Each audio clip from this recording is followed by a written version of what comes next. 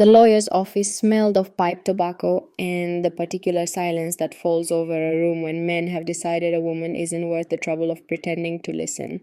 It was March of 1923 and I was 18 years old, wearing a grey wool dress I'd borrowed from the schoolhouse matron in St. Louis, sitting on a chair that felt designed to make young women feel smaller than they already were. My name is Rosalie Caldwell. The men in that room called me the Caldwell girl when they bothered to call me anything at all. I had come to Willow Bend, Missouri because a letter had reached me 3 weeks prior, forwarded twice, informing me that my father, Silas Caldwell, a man the county had spent 30 years calling a fool, had died in February and left me his only possession, 48 acres of broken limestone ridge that nobody wanted and everybody laughed at. The lawyer, Mr. Ellery Vance, cleared his throat and read the will without looking up.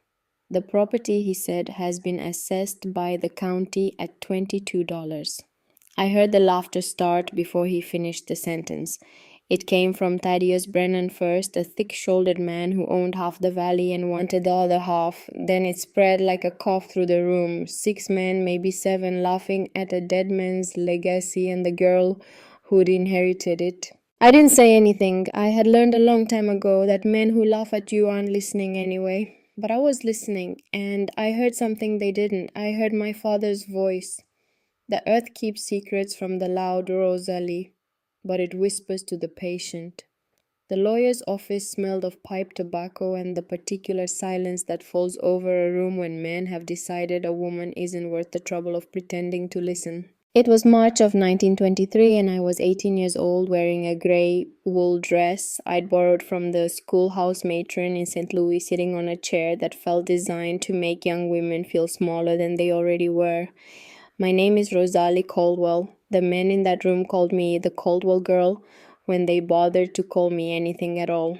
I had come to Willow Bend, Missouri because a letter had reached me 3 weeks prior, forwarded twice, informing me that my father, Silas Caldwell, a man the county had spent 30 years calling a fool, had died in February and left me his only possession, 48 acres of broken limestone ridge that nobody wanted and everybody laughed at. The lawyer, Mr. Ellery Vance, cleared his throat and read the will without looking up. The property, he said, has been assessed by the county at $22. I heard the laughter start before he finished the sentence. It came from Thaddeus Brennan first, a thick-shouldered man who owned half the valley and wanted the other half. Then it spread like a cough through the room. 6 men, maybe 7, laughing at a dead man's legacy and the girl who'd inherited it. I didn't say anything. I had learned a long time ago that men who laugh at you aren't listening anyway. But I was listening, and I heard something they didn't. I heard my father's voice. The earth keeps secrets from the loud, Rosalie, but it whispers to the patient. Mr. Vance adjusted his spectacles and continued reading. His voice had the practiced monotone of a man who'd read 100 wills and expected to read 100 more, each one distributing property to people who'd never earned it and didn't deserve it. The parcel, he said, includes 1 farmhouse of uncertain structural condition, 1 spring house, 1 barn, and whatever personal effects remain on the property. The land has not produced a paying crop in 11 years. More laughter, softer this time but meaner. The kind of laughter that isn't about joy, it's about making sure everyone in the room knows you're not the one being laughed at. Thaddeus Brennan leaned back in his chair. He was 48 years old and looked like a man who'd spent every one of those years getting exactly what he wanted. He owned the Brennan Dairy on the Valley Road. He owned the feed store. He owned the bank building, though not the bank itself, and the distinction bothered him. A girl and 48 acres of sinkhole, he said loud enough for me to hear. Silas couldn't have left her much worse if he'd tried.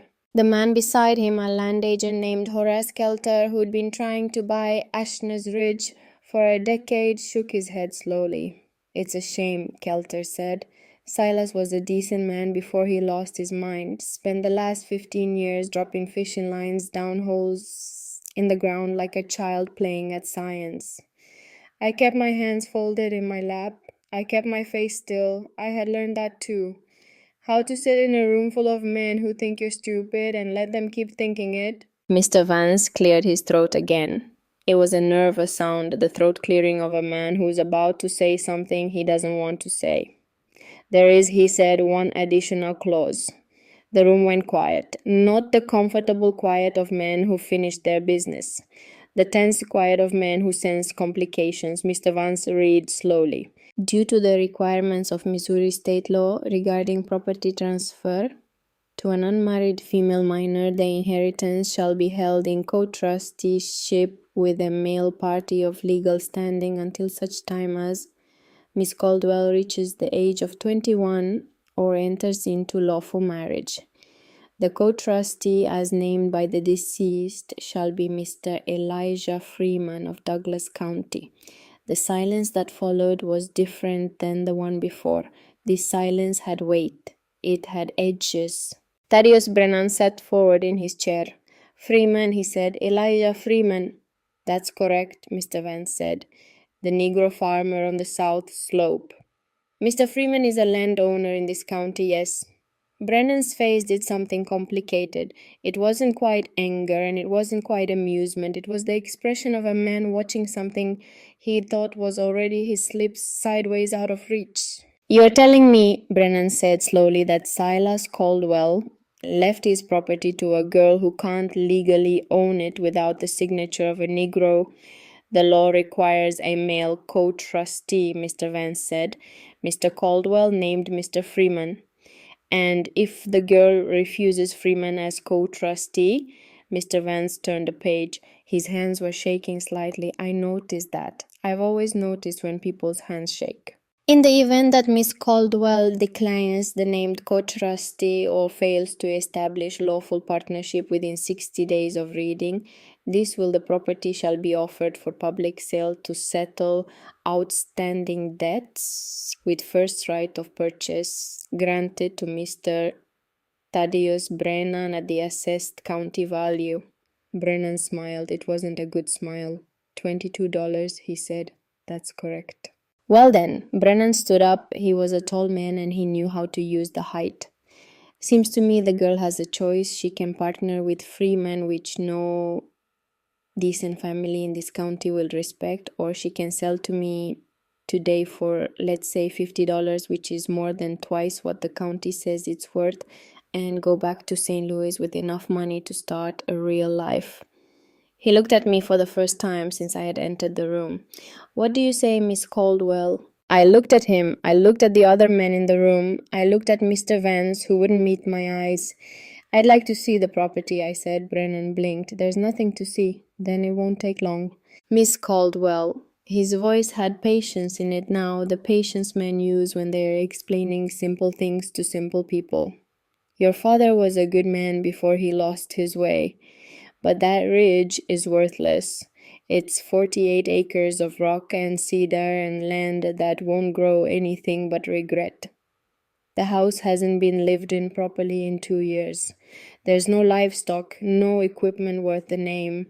And even if there were, you'd need Freeman's signature on every transaction, every sale, every decision. Do you understand what that means? It means, I said, that my father trusted him. Your father, Brennan said, and his patience was gone now, died alone on that ridge in February and wasn't found for 3 days. That's what trust got him. I stood up. The chair scraped against the floor and the sound was louder than I expected in that quiet room. I'd like to see the property, I said again. Mr. Vance gave me directions. Brennan watched me leave. I could feel his eyes on my back all the way to the door, and I knew the look in them even though I couldn't see it. It was the look of a man watching something he'd already counted slip through his fingers, and it was the look of a man who doesn't let things slip twice. The walk from town to Ashner's Ridge was 6 miles, and I had $11 to my name. I couldn't afford a wagon, and I wouldn't have known how to drive one anyway, so I walked. I had good boots, that was something. I'd saved for 8 months to buy them, worked evenings at the schoolhouse, doing mending and washing for the matron, put away every penny I could spare. They were brown leather with good thick soles, and they were the only thing I owned that I trusted completely. The road out of Willow Bend ran south along the valley floor for 3 miles before it started to climb. It was March and the morning was cold, but the kind of cold that promises warmth later.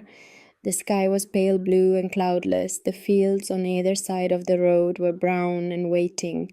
I'd only seen my father 3 times that I could remember clearly. Once when I was 9, once when I was 12, and once when I was 15. My mother had died when I was 8, and there'd be no one else to take me, so I'd gone to the county home in Jefferson City.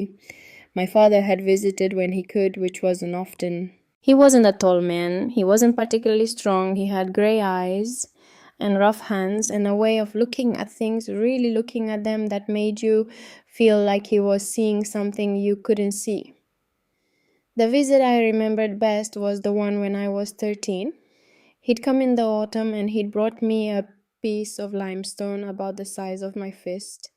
It had a fossil pressed into it, a shell, he had said, from an ocean that used to cover Missouri 200 million years ago. I'd held it and looked at the spiral pattern frozen in the stone, and I'd asked him how he knew it was that old. Because the rock tells you, he'd said, if you listen. I'd looked at him like he was crazy, which, to be fair, was what everyone in Willow Bend thought anyway, but then he'd leaned forward and his voice had been quiet and serious, and he'd said something I'd never forgotten. The earth keeps secrets from the loud Rosalie, but it whispers to the patient, and if you learn to listen, really listen, it'll tell you things nobody else knows. He'd given me something else that day too, a brass compass. It was old, and the glass was scratched, but it worked. He'd shown me how the needle always found north, no matter how you turned it. You'll need this someday, he'd said. For what? Not for finding direction. He'd smiled. For finding depth. I hadn't understood what he meant. I still did not completely. But I'd kept the compass. It was in my coat pocket now, a small weight against my ribs. The road turned east and started climbing. The valley fell away behind me and the ridge rose ahead, a long spine of gray limestone and dark cedar breaking through the grass like a backbone. It took me 2 hours to reach the top. By the time I did, I was breathing hard and my legs ached, and the March sun was high enough to make me sweat under my coat. The farmhouse was smaller than I had imagined, 2 rooms, maybe 3. A stone chimney, a plank porch with gaps between the boards. The windows were cracked but not broken. The door was closed but not locked. I stood at the edge of the clearing and looked at it for a long time. Behind the house I could see the barn gray wood sagging roof, a door that hung crooked on its hinges. To the left, built into the hillside itself, was a small stone structure I assumed was the spring house. And everywhere the land was broken. The ridge was split with cracks.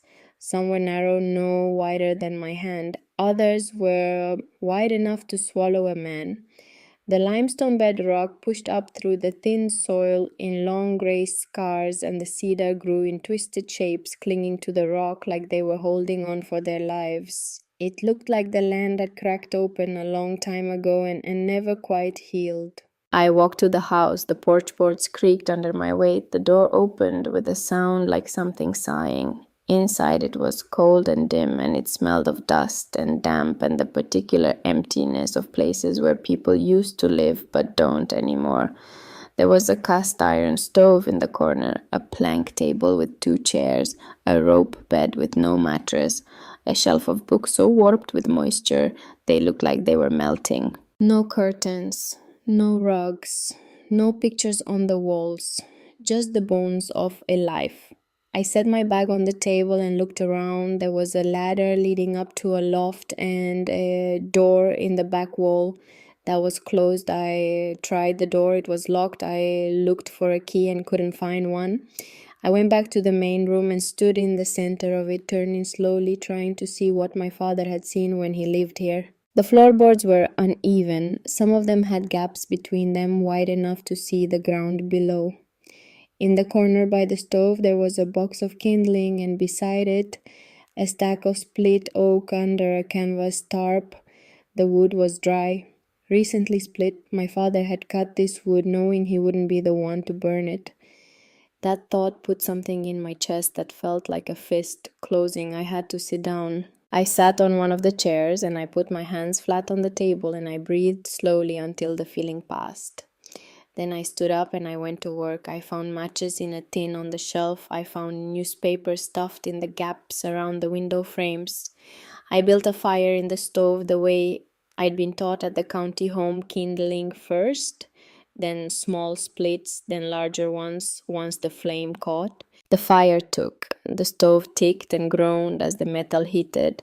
Smoke curled up through the chimney and the room began very slowly to warm. I boiled water from the creek in a tin pot I found hanging on a nail. I ate a piece of cornbread I'd brought from town. I drank the water even though it tasted of metal and moss. Then I went back outside and I walked the property. The ridge ran roughly east to west, a long narrow spine about a quarter mile from end to end.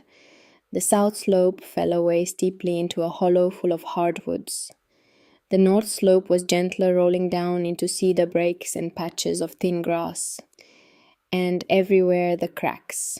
I counted 17 of them. Some were narrow enough to step over, others were wide enough that I had to walk around them. One near the southwest corner of the property was about 4 feet across. I knelt at the edge of it and looked down. I couldn't see the bottom, just darkness going down and down. I lay flat on the limestone and leaned over as far as I dared. Cold air moved past my face, steady, slow. It smelled of wet stone and something else, something almost sweet like the air in a cellar where apples are stored. I picked up a pebble and dropped it into the crack. I counted 1, 2, 3, 4, then I heard it hit. A small sound far away, like a coin dropped on a stone floor. I sat back on my heels. My heart was beating fast, and I didn't know why. 4 seconds. That's a long fall. That's a deep crack. That's something under the ground that nobody walking on top of it would ever know was there unless they stopped and looked and listened. I stayed there for a long time, kneeling at the edge of that crack, feeling the cold air on my face. And I thought about what my father had said. The earth keeps secrets from the loud, but it whispers to the patient. I walked back to the house as the sun was going down. The air was getting cold again, and the light was turning gold behind the cedars.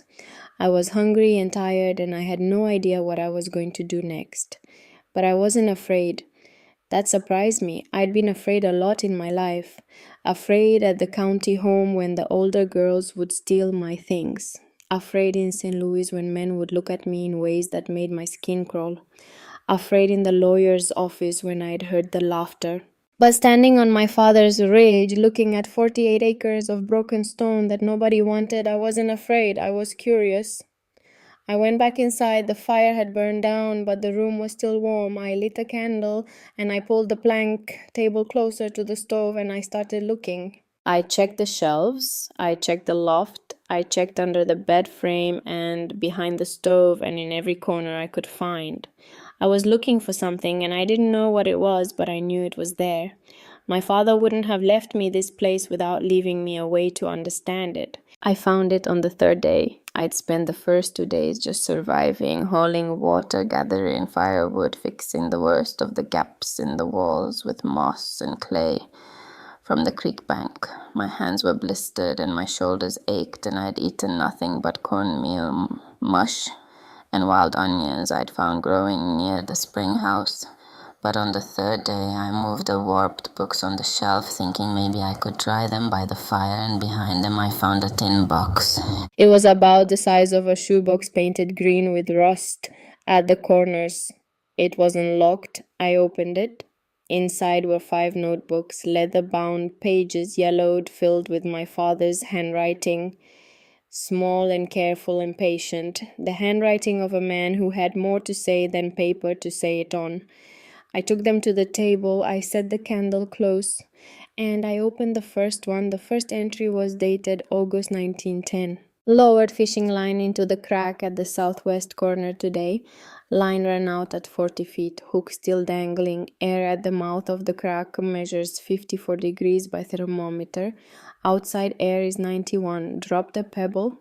Counted 4 seconds before the sound. Something is down there. I mean to find out what. I read that entry 3 times, then I turned the page and kept reading. The notebooks were journals, records, observations made over years. My father had spent more than a decade studying this ridge, and he'd written down everything: temperature readings, airflow patterns, the width and depth of cracks, the sound of water moving underground, the direction of echoes, the smell of the air coming out of the earth. Page after page after page of patient, methodical observation.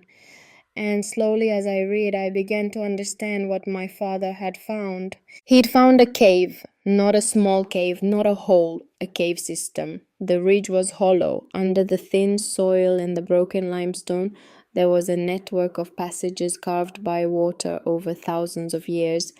And those passages were still there, still intact, still breathing cold air up through the cracks.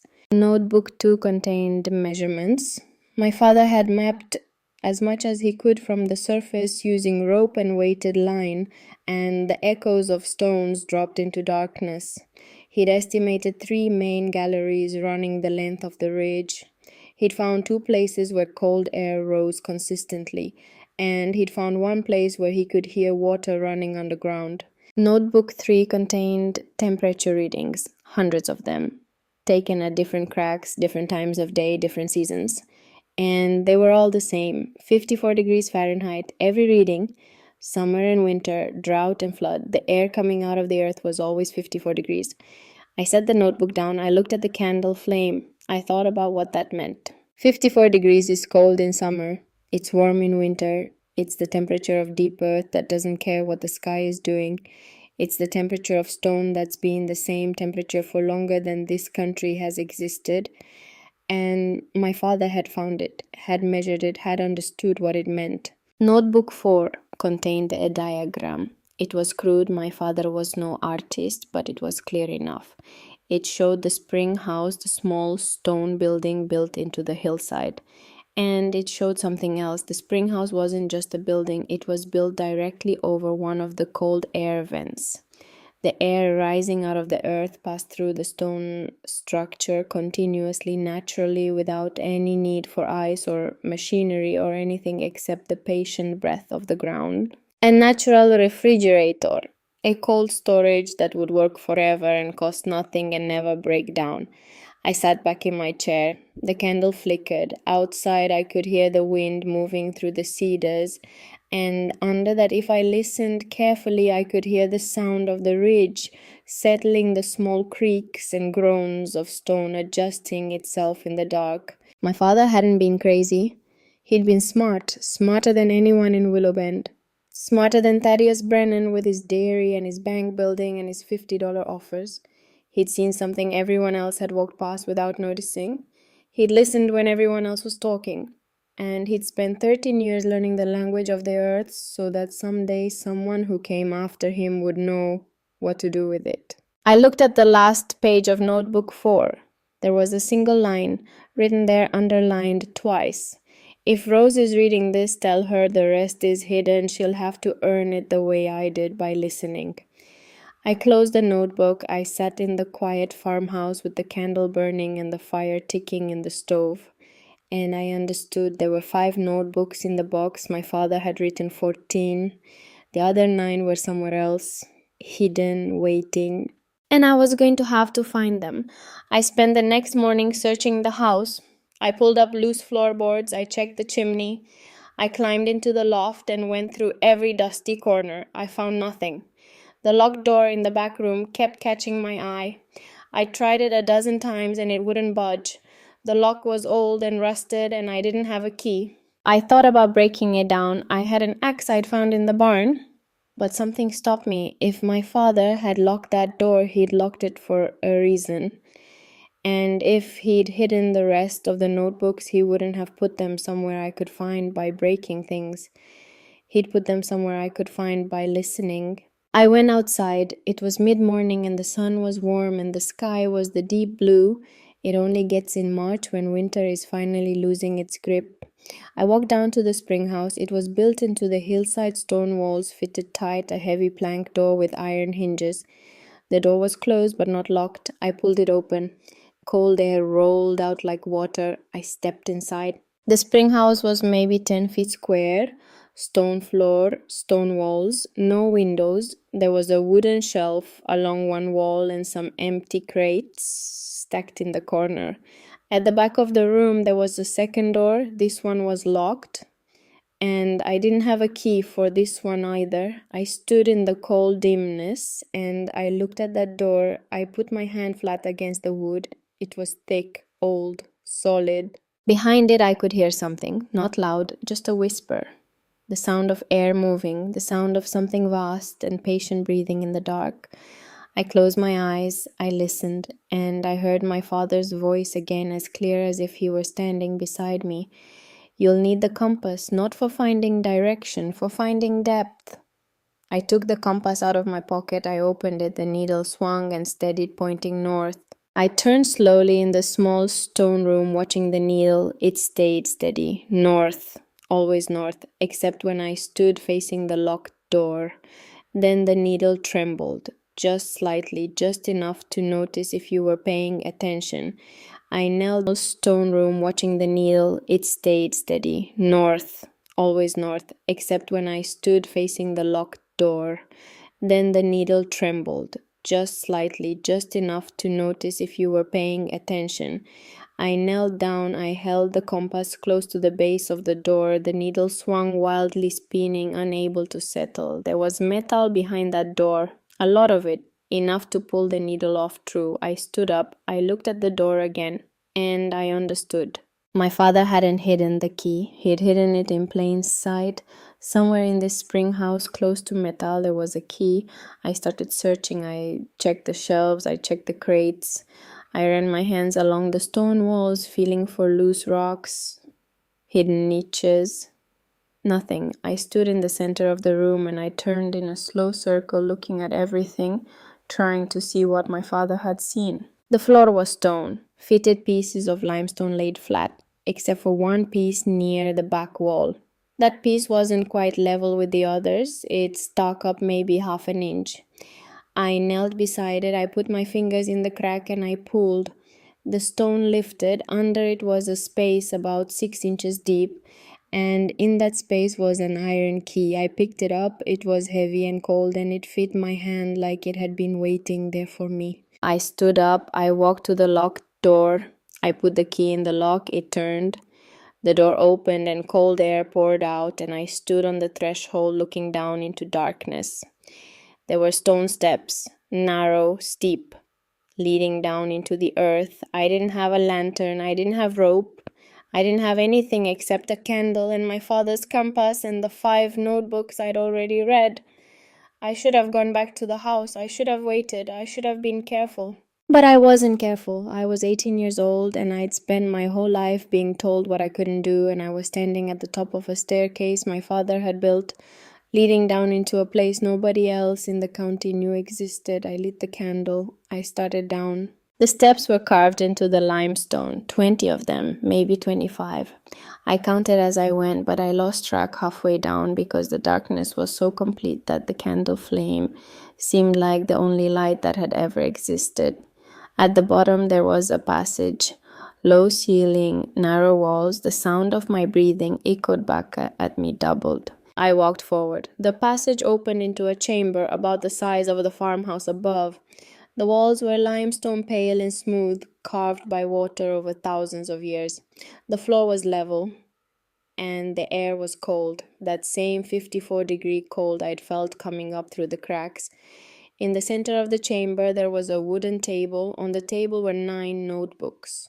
I set the candle down. My hands were shaking. I opened the first notebook. It was number 6 in the series. The entry was dated 1915. I found the main chamber. It's 40 feet below the spring house. The air here is perfect. 54 degrees, 60% humidity, no variation. I could store anything here.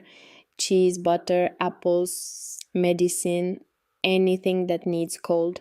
This chamber could hold more than any ice house in 3 counties, and it will work forever. The earth made this. I just found it.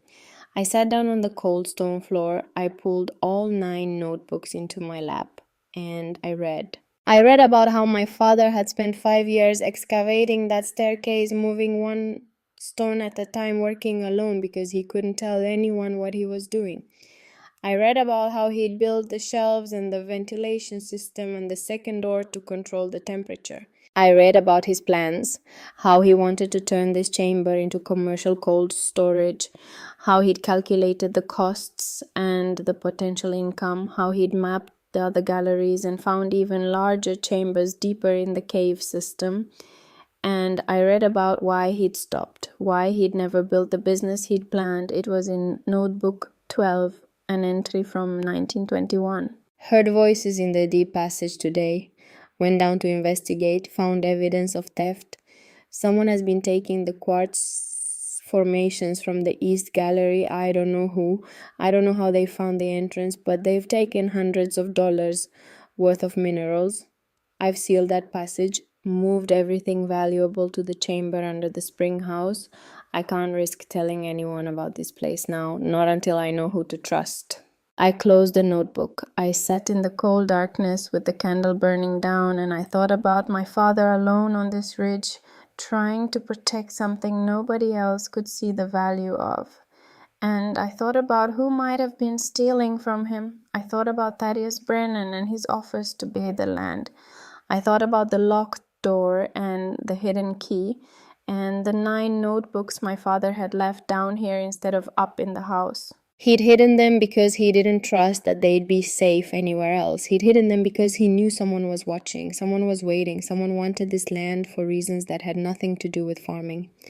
I gathered the notebooks, I climbed back up the stone stairs, I locked the door behind me, and I put the key back under the loose stone. Then I walked back to the farmhouse as the sun was setting, and I made myself dinner over the fire, more cornmeal mush, more wild onions, and I sat at the plank table with all 14 notebooks spread in front of me. And I made a decision. I was going to do what my father had planned to do. I was going to turn that chamber into cold storage. I was going to build a business on this ridge. And I was going to prove to every man who'd laughed in that lawyer's office that they'd been wrong. But I couldn't do it alone. I knew that. I needed help. I needed someone who knew this land. Someone my father had trusted. I needed to find Elijah Freeman. I found him 2 days later working in a field 3 miles south of my father's property. He was an old man, 68, Mr. Vance had said. He looked older. His hair was white and his back was bent, and his hands on the plow handles looked like they were made of the same leather as the reins. But when he saw me walking across his field, he stopped, he took off his hat, and he waited. I stopped about 10 feet from him, close enough to talk, far enough to run if I needed to. Mr. Freeman, I said. Miss Caldwell. His voice was deep and rough, like a file taken to old wood.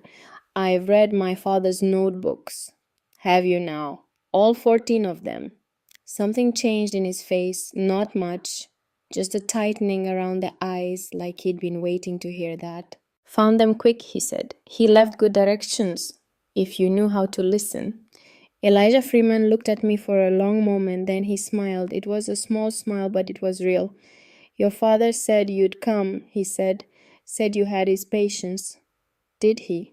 Said if you made it to the notebooks, you were ready for the rest. The rest of what? Elijah set down the plow handles. He walked toward me slowly, like a man who knows his knees hurt and doesn't care to hide it. He stopped a few feet away.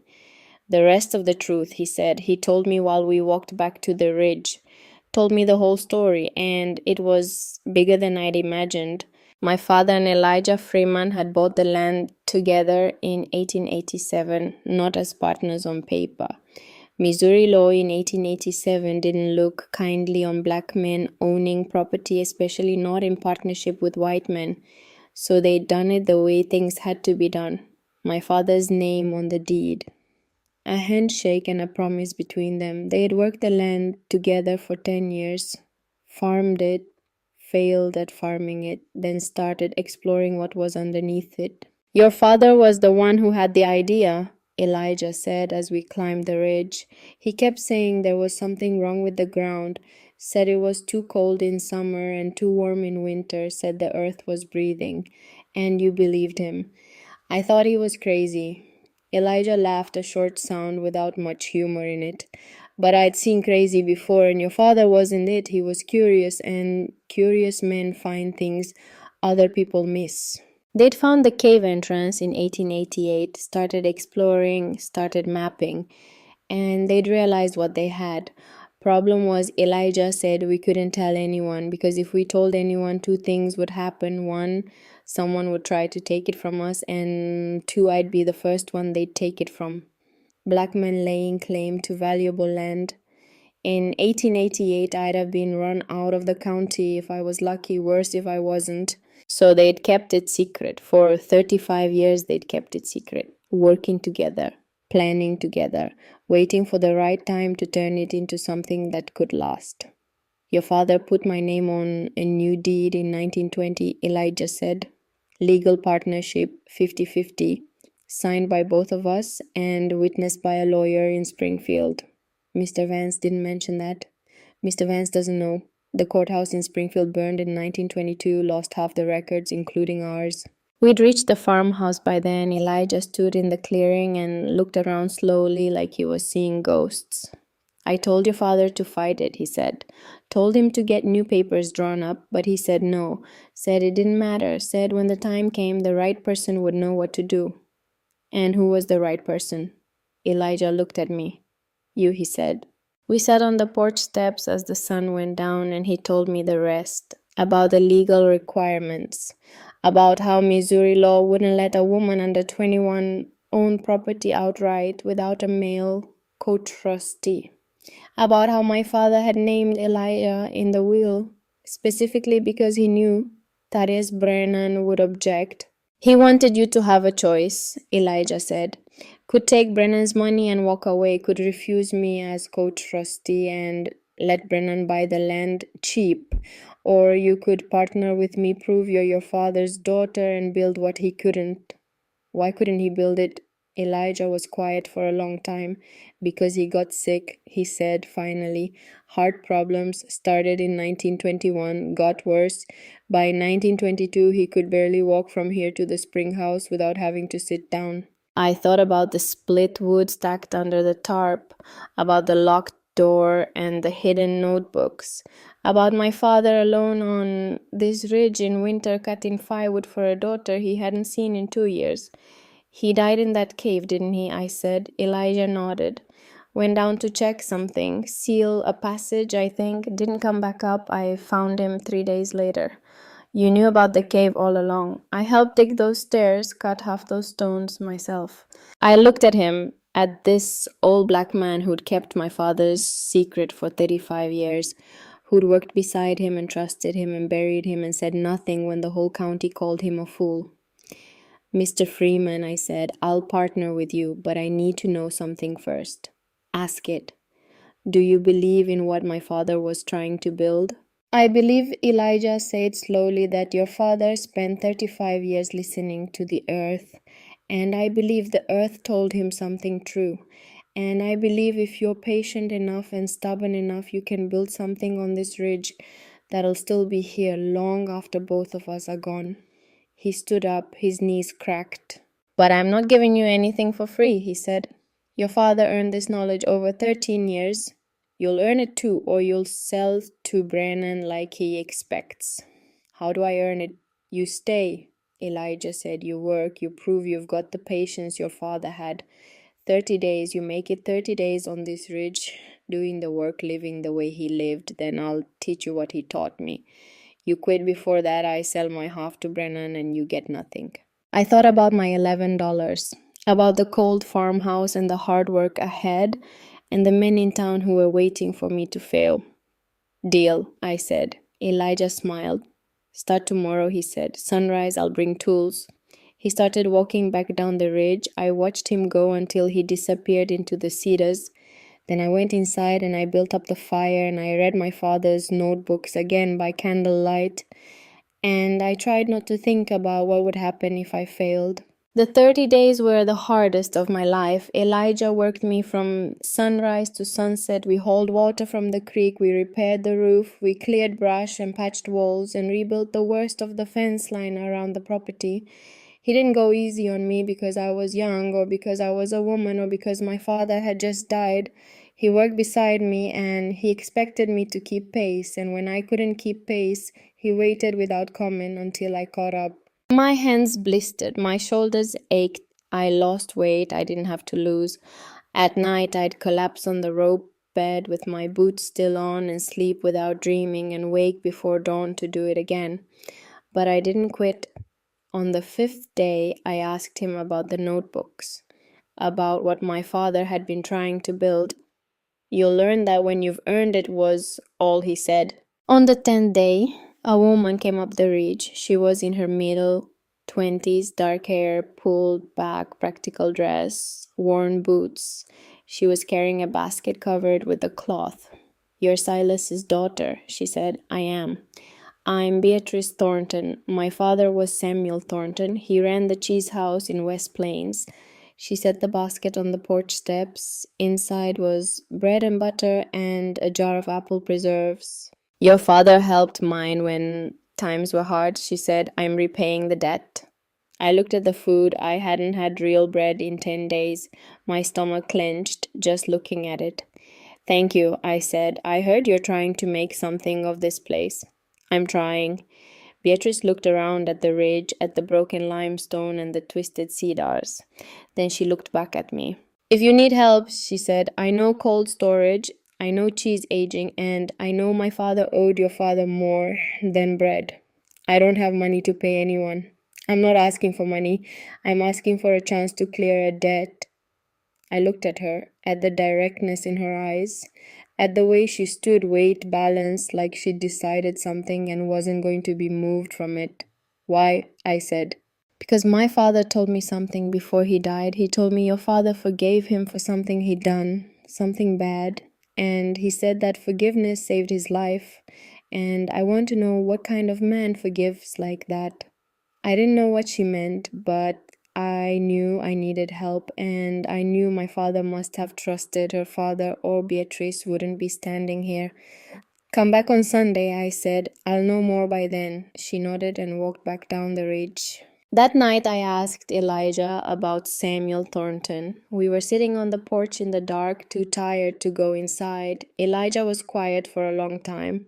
"Samuel was one of the men who stole from your father," he said finally. I sat up straight. "Stole what?" "Minerals, quartz formations from the deep gallery. Samuel and 2 others found a way into the cave through a sinkhole on the north slope. They didn't know your father knew about that entrance. They took maybe $400 worth of minerals over 2 years. And my father forgave them." "He did more than forgive them. He told them the minerals they'd stolen were worthless once exposed to air," which was true. The crystals broke down in sunlight, turned to dust. But he also told them they could keep what they'd already taken, said the earth had given it up and he wouldn't ask for it back. "Why?" "Because your father understood something about theft. He understood that men who steal usually steal because they're desperate. And desperate men, if you give them a second chance, sometimes become loyal men." I thought about that, about my father's patience extending even to thieves. "Samuel Thornton died of guilt anyway," Elijah said. "Couldn't live with what he'd done even after forgiveness. That's why Beatrice is here. She's trying to finish what her father couldn't." "Should I trust her?" "Your father did. That's enough for me." On the 15th day, Elijah took me down into the cave. We went through the spring house, down the stone stairs, into the chamber where I'd found the notebooks. He showed me the ventilation system my father had built, the channels cut into the limestone to direct cold air, the stone shelves designed to hold cheese wheels, the second chamber roughed out but never finished that could double the storage capacity. "Your father mapped 3 main galleries," Elijah said. "This is the first. The second runs east under the ridge. The third runs deeper, but we never explored all of it. Too dangerous without proper equipment." What was he planning to do with all this commercial cold storage, rent space to dairies and orchards and anyone who needed reliable cold. Your father calculated he could store 2,000 pounds of product in this chamber alone, more if we finished the second chamber. I looked around at the limestone walls, at the cold air moving past my face, at the system my father had built and never got to use. Why didn't he do it? I asked. Because he got sick before he could raise the capital, and because I couldn't raise it for him. Black man in Missouri trying to get a business loan might as well ask for the moon. But I'm not black. Elijah looked at me. No, he said, you're not. You're a young woman who owns property in partnership with a black man, which is different, but not by much. I understood what he was saying. I understood the weight of it. So we're going to fail, I said. I didn't say that. Elijah smiled. I said it's going to be harder than it should be. But your father didn't spend 13 years building this place because he thought it would be easy. He did it because he knew it was possible. On the 23rd day, Beatrice came back. She brought more food and she brought tools, a good saw, hammer, nails that didn't bend when you hit them. I want to help, she said. I told her about the cave, about my father's plan, about the partnership with Elijah and the 30-day test, and the fact that Thaddeus Brennan was waiting for me to fail so he could buy the land cheap. She listened without interrupting. When I finished, she was quiet for a moment. Then she said, my father stole from yours. Did Elijah tell you that he did? My father stole because he was desperate and stupid and he thought nobody would notice. And your father forgave him anyway, told him the earth gives up what it's ready to give up, and taking more than that is just greed. Elijah told me. What Elijah didn't tell you, Beatrice said, is that my father left me a letter before he died.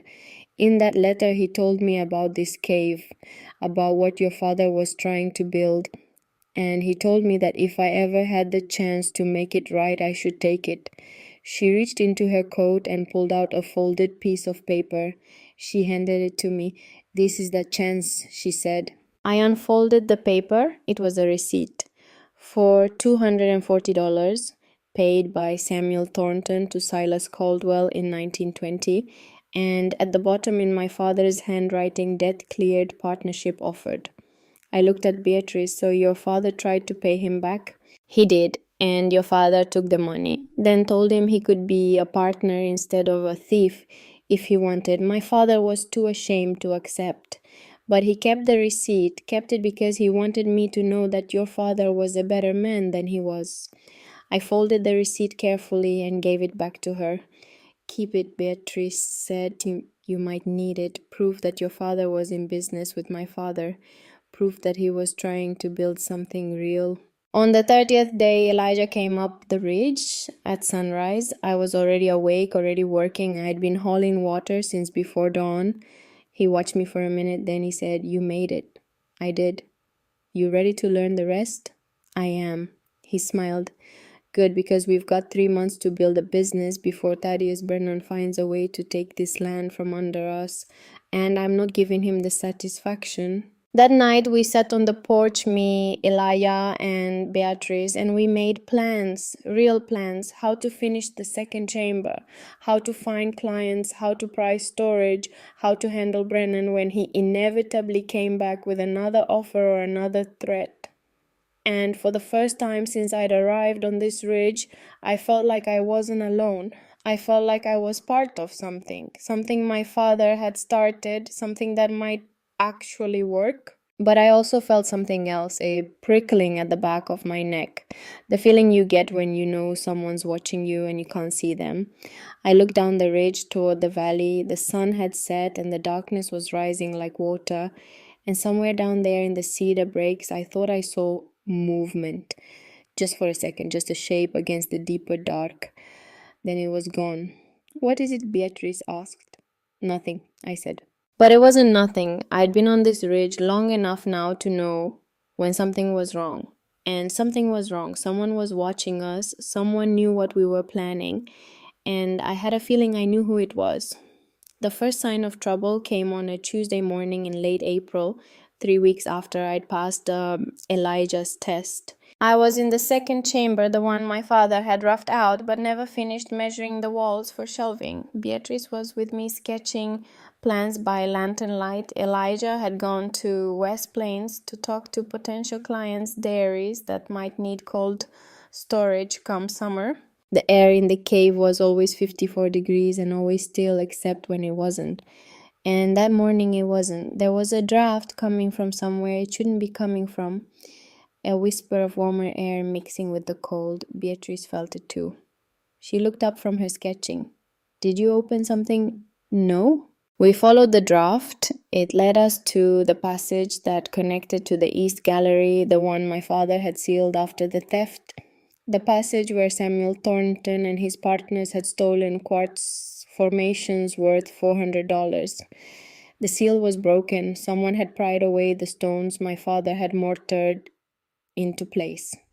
Recently, the exposed limestone behind the seal was still dry, not yet darkened by the cave's moisture. I knelt and examined the stones. They'd been moved carefully, quietly by someone who knew what they were doing, and then placed back loosely so that from a distance the seal looked intact.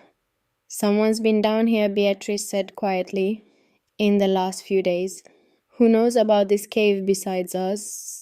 That was the question, wasn't it? My father and Elijah had kept it secret for 35 years.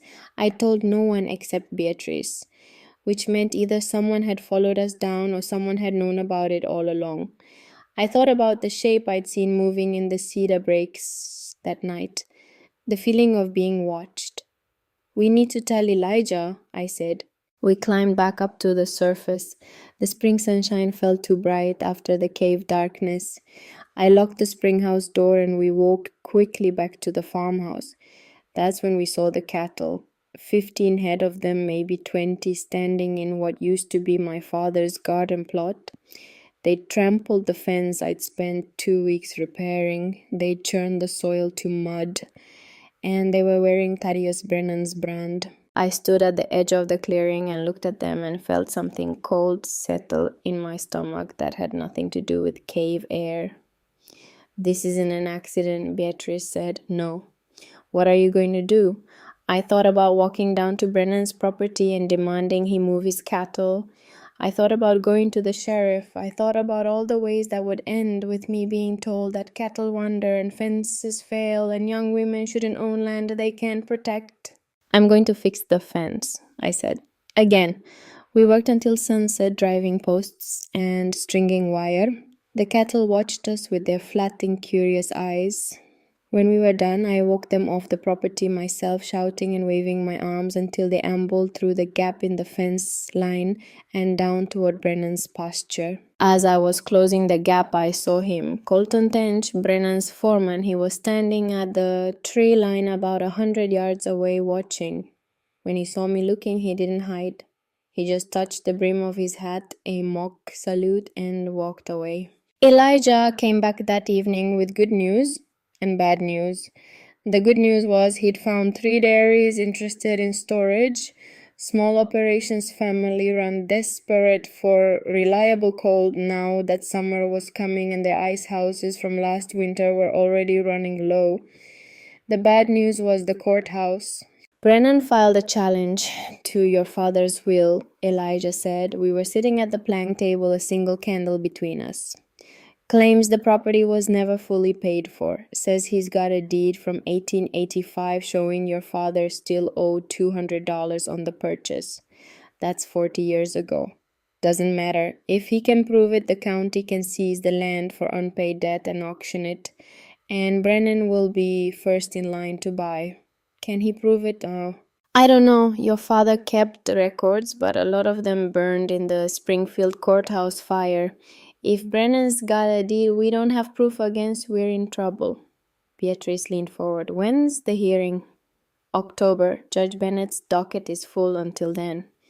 October. I did the math in my head. That's 6 months. 6 months to prove the land has value, Elijah said.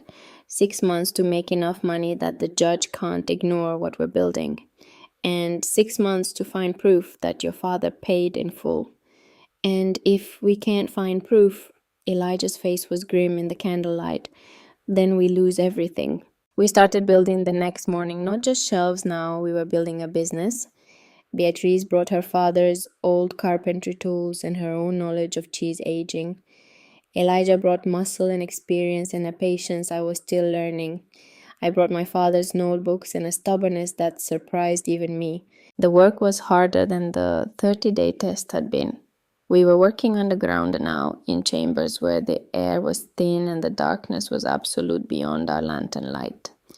We hauled lumber down the stone stairs, one board at a time. We built shelving systems with slats spaced exactly right to let the cold air circulate.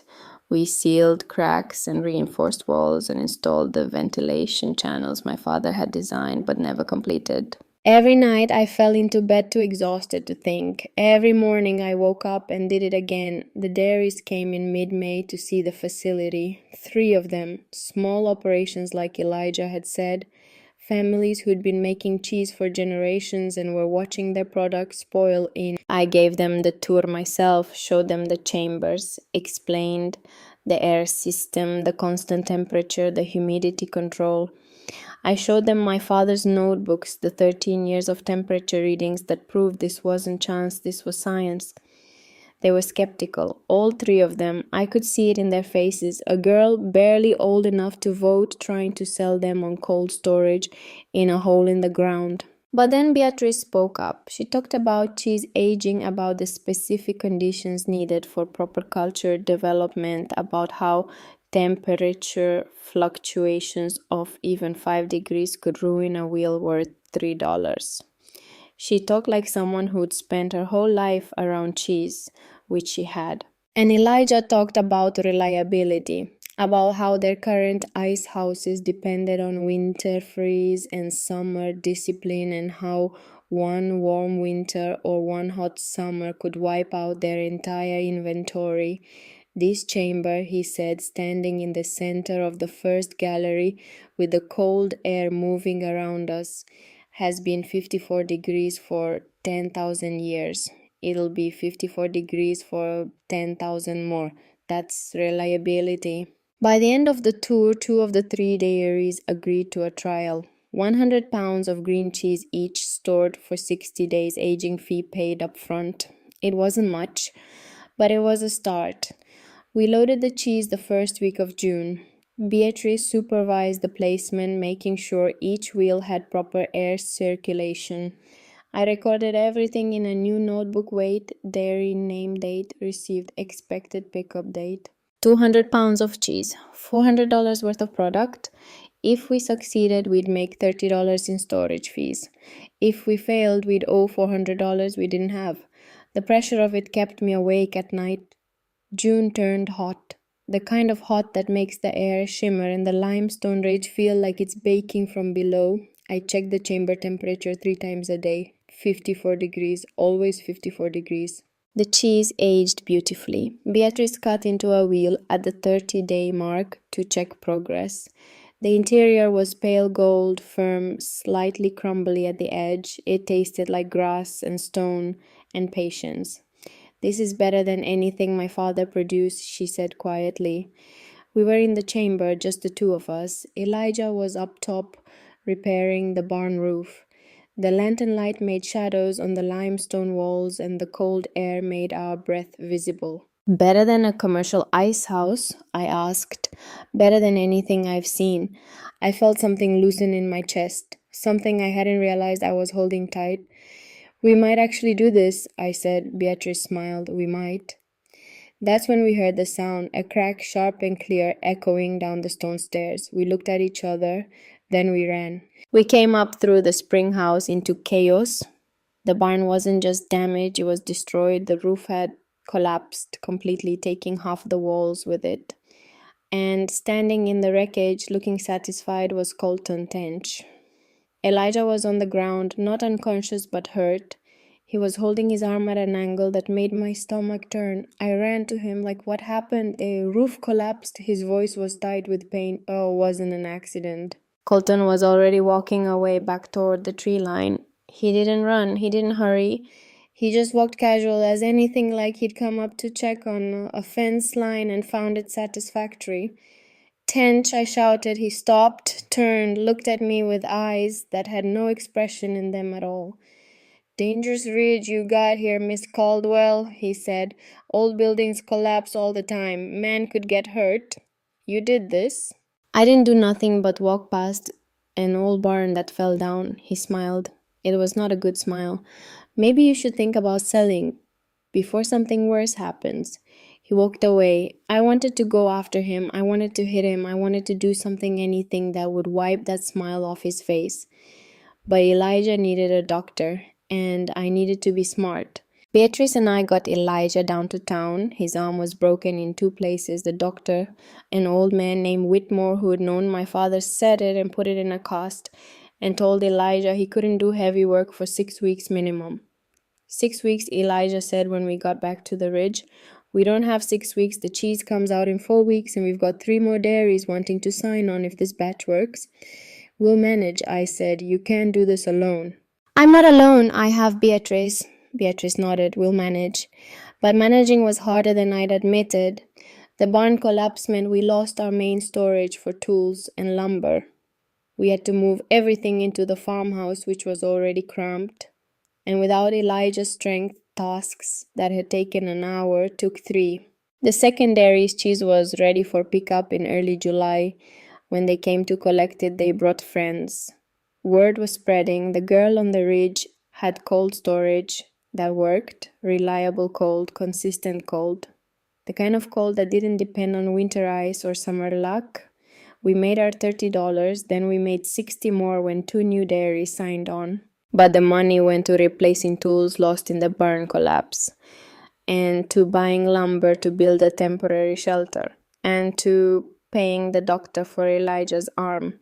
By mid-July, we were barely breaking even, and the drought was starting. It started slow. A dry June, a hot July, the kind of weather that makes farmers watch the sky and pray for rain that doesn't come. The creek started running low. The grass in the valley turned brown, and the commercial ice houses in Springfield and West Plains started running out of ice. I read about it in the newspaper Elijah brought up from town. 3 ice houses had already closed for the season. Their ice cut from ponds the previous winter and stored in sawdust had melted faster than anyone predicted.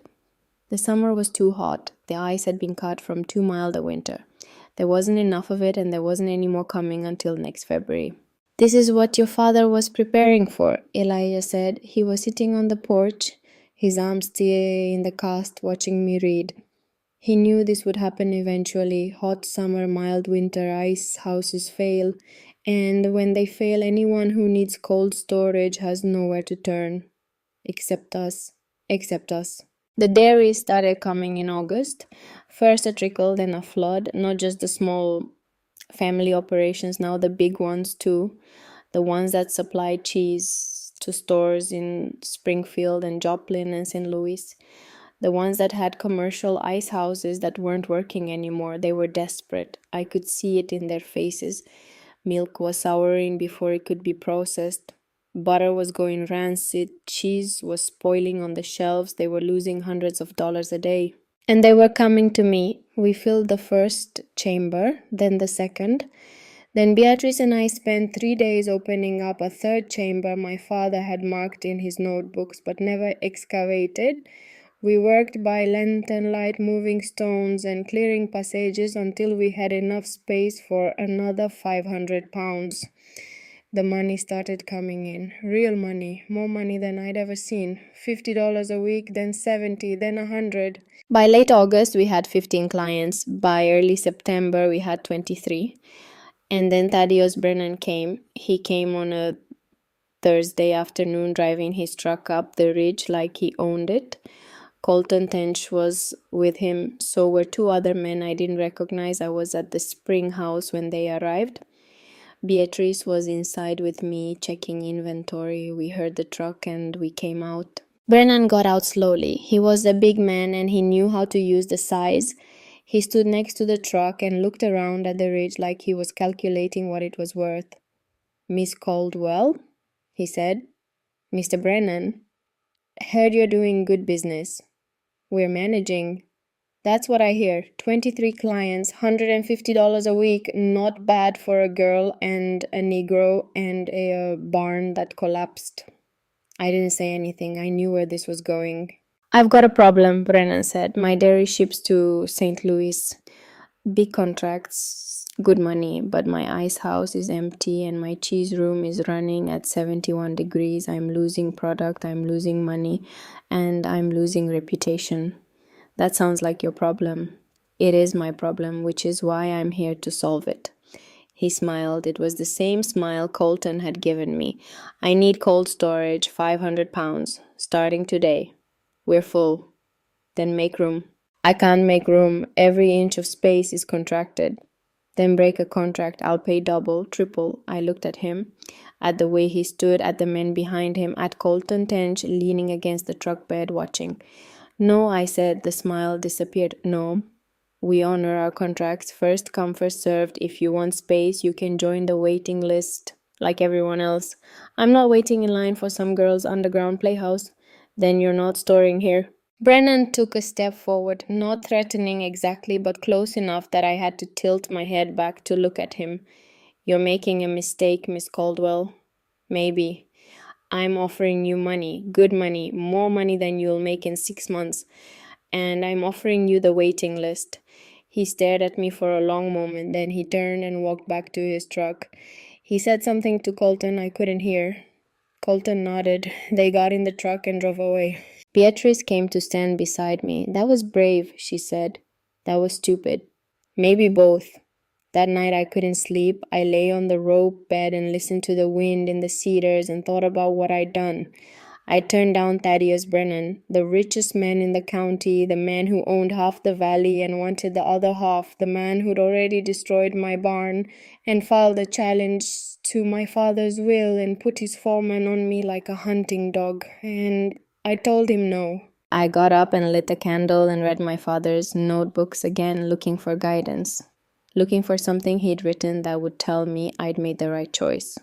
I found it in notebook 11, dated 1920. A man came today and offered me $200 for the ridge. Said he wanted the timber. I told him no. He got angry, said I was a fool to turn down good money for worthless land. I told him the land wasn't worthless. I told him it was patient. And patience, I told him, isn't for sale. I closed the notebook, I blew out the candle, and I went back to bed, but I didn't sleep.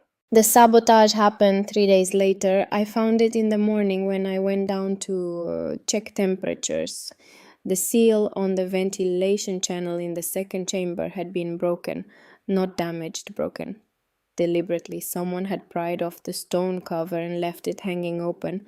Warm air was pouring in. The temperature in the chamber had risen from 54 degrees to 62. I ran up the stairs through the spring house across the clearing to where Elijah and Beatrice were working on the new shelter. The chamber, I said. I was breathing hard. Someone broke the seal. We went down together, all three of us. The damage was worse than I thought. The chamber had been at 62 degrees for hours, maybe longer. The cheese wheels on the lower shelves were already showing signs of stress. Surface moisture, temperature shock. How much? Elijah asked. 200 pounds, Beatrice said quietly, but maybe more. 200 pounds, 8 wheels, 3 different dairies, worth about $400. I sat down on the stone floor. I put my head in my hands. And for the first time since I'd come to this ridge, I wanted to cry. But I didn't cry. I got angry. Who did this? Beatrice asked. The Tench, I said. Had to be. He knows about the cave. He's been watching us. How does he know? That was the question I'd been avoiding. How did Colton Tench know about the chambers? How did he know about the ventilation system? How did he know exactly where to break the seal to cause maximum damage? And then I remembered. The broken seal on the east gallery passage, the one we'd found in April. Someone had been down here before. Someone had been exploring. Someone had been learning the cave system. He's been coming down here, I said, for months, maybe longer. He knows this place as well as we do. Then we're not safe, Beatrice said. If he can get in whenever he wants. We change the locks, Elijah said. We seal every entrance except the one we use. And we take turns watching. We spent the rest of the day doing damage control. We sealed the ventilation breach. We moved the compromised cheese to the coldest part of the first chamber, hoping we could salvage it. We changed the lock on the spring house door, and I put the only key on a chain around my neck. But the damage was done. 2 of the 3 dairies whose cheese had been affected refused to pay storage fees, said we'd failed to maintain proper conditions, said they couldn't trust us with their product anymore. We lost $60. More importantly, we lost reputation. Word spread. The girl on the ridge couldn't protect her storage. Someone had sabotaged it. Someone had gotten in. If they could do it once, they could do it again. 3 dairies pulled their contracts. 2 more asked for reduced fees in exchange for accepting the risk.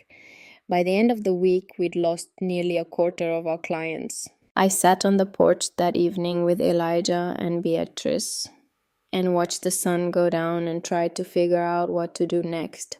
We can't survive another sabotage, Elijah said. His arm was still in the cast. He looked older than he had 2 months ago. 1 more incident and we're finished. So we guard it, I said. 24 hours. Someone's always down there. For how long? Until October? That's 2 more months, if that's what it takes. Beatrice shook her head. Rose, we can't. We're already exhausted. We're barely keeping up with the work we have. If we add guard duty on top of it, then we don't sleep. We work in shifts. We do what we have to do. And what happens when one of us collapses from exhaustion? I didn't have an answer for that. We sat in silence. The evening was cooling off, but it was still warm, the kind of warm that promised another hot day tomorrow. The drought wasn't breaking, the ice houses weren't coming back, the dairies were still desperate for cold storage. We were the only option in 3 counties and we were losing. There has to be another way, I said finally, like what Beatrice asked. Like finding proof that Brennan's deed is fake, like finding the records my father kept, like... I stopped. I sat up straight. What? Elijah said. My father's records, where did he keep them? In the house, I assume. In those notebooks you found. No, the notebooks are observations, temperature readings, cave measurements, but he had to have kept business records, purchase receipts, payment records, proof that he paid for this land in full. The Springfield courthouse burned, Elijah said. Those records are gone. But my father would have kept copies. He was too careful not to. Then where are they? I thought about the locked room in the back of the farmhouse. The one I still hadn't opened, the one I'd been avoiding because I didn't have a key and I didn't want to break down my father's door. I think I know, I said. We broke the lock that night. I felt guilty about it, felt like I was violating something my father had wanted protected. But we needed those records, we needed proof. The room was small, smaller than I'd expected. There was a desk, a chair, a filing cabinet, and a trunk. The filing cabinet was locked. The trunk was not. Inside the trunk were papers, hundreds of them, letters, receipts, contracts, deeds, my father's entire business life organized in neat bundles tied with string labeled by year. We spread them on the floor and went through them by lantern light. Elijah read through the correspondence. Beatrice took the contracts. I took the receipts. It took 3 hours, but I found it. A receipt dated November 1885 for $240, paid by Silas Caldwell to the Douglas County Land Office for the purchase of 48 acres on Ashner's Ridge. Full payment, final sale, no outstanding debt, and at the bottom stamped in faded ink, paid in full, County Clerk Albert Morrison. I held the receipt up to the lantern light. The paper was yellowed and fragile, but the ink was clear. This was it. This was proof. We've got him, I said. Elijah took the receipt carefully. He read it twice, then he smiled. Your father saved this for 39 years, he said. Saved it because he knew someday someone would challenge him, knew someday someone would try to take this land. And he was ready. He was always ready. We put the receipt in a safe place. Beatrice took it home with her where Brennan couldn't get to it. And we went to bed that night feeling like maybe, just maybe, we had a chance. But I should have known it wasn't that simple. I should have known Thaddeus Brennan didn't get rich by being easy to beat. I should have known he'd have one more play. The second sabotage happened a week later, not in the chambers this time at the source. Someone had poisoned the spring. I found it when I went to collect water for morning coffee. The spring pool was clouded, milky white, and floating on the surface were 3 dead rabbits. I didn't touch the water. I went straight to Elijah. The spring's poisoned. Poisoned how? I don't know, but it's bad. Dead animals, white residue. Elijah came to look. He knelt at the edge of the spring and studied the water without touching it. Lime powder, he said. Someone dumped lime powder in the spring, enough to kill anything that drinks it and make the water unusable for weeks. Can we fix it? We can drain it, clean it, let fresh water flow back in, but it'll take time, 3 days, maybe 4. We don't have 3 days. We don't have a choice. We spend the next 72 hours hauling water from the creek a half-mile away. We drained the spring pool and scrubbed the limestone basin and waited for clean water to flow back through the underground channels that fed it. It was brutal work, made worse by the heat, made worse by the fact that everyone knew what had happened. Someone had poisoned the Caldwell spring. Someone was trying to drive the girl off the ridge, and everyone knew who that someone was. But knowing and proving are different things, and without proof there was nothing I could do. On the third day, while we were waiting for the spring to clear, I went down into the caves alone. I told Elijah and Beatrice I was checking temperatures, but really I needed to think, needed to be in the cold dark where everything made sense.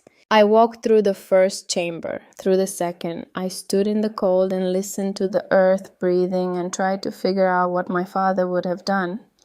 And that's when I found it. I was in the passage between the second and third chambers, the one my father had marked in his notebooks as dangerous, unstable ceiling.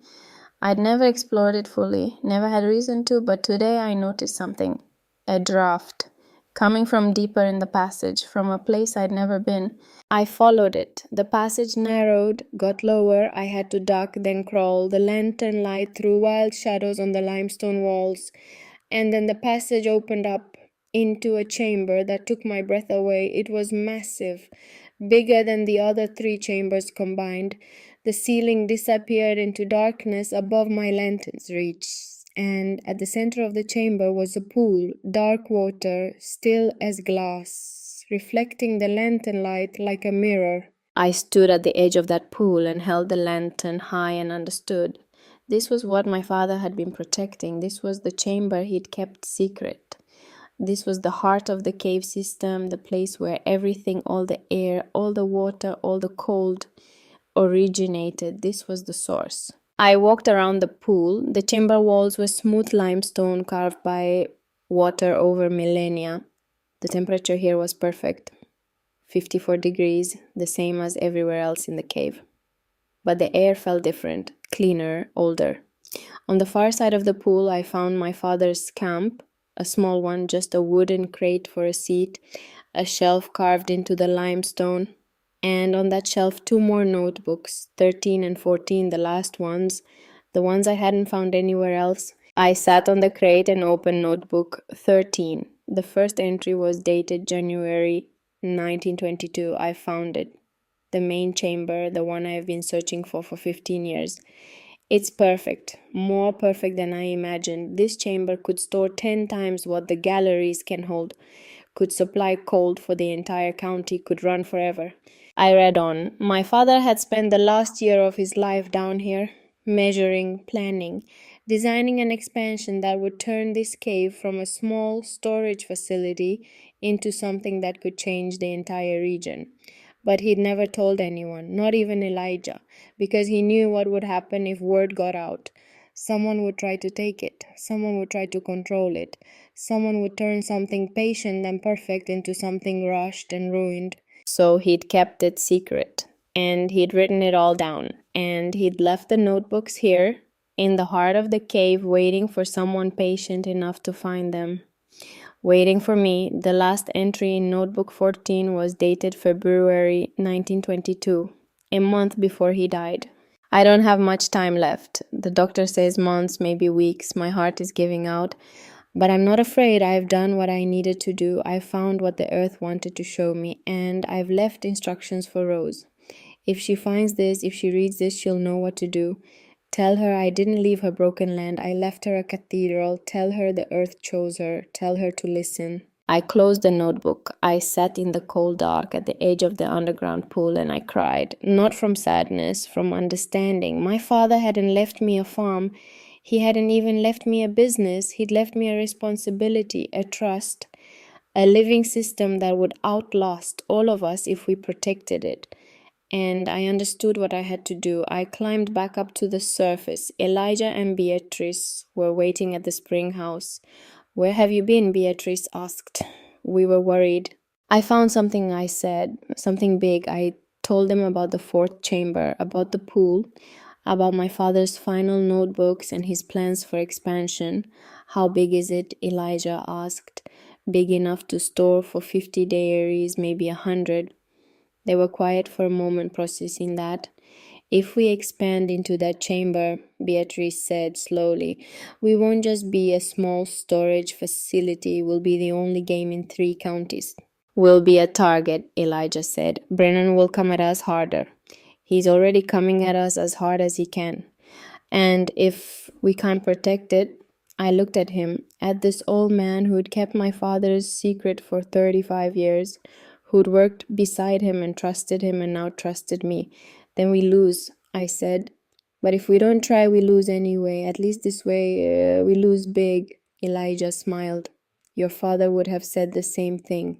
So we're doing this. We're doing this."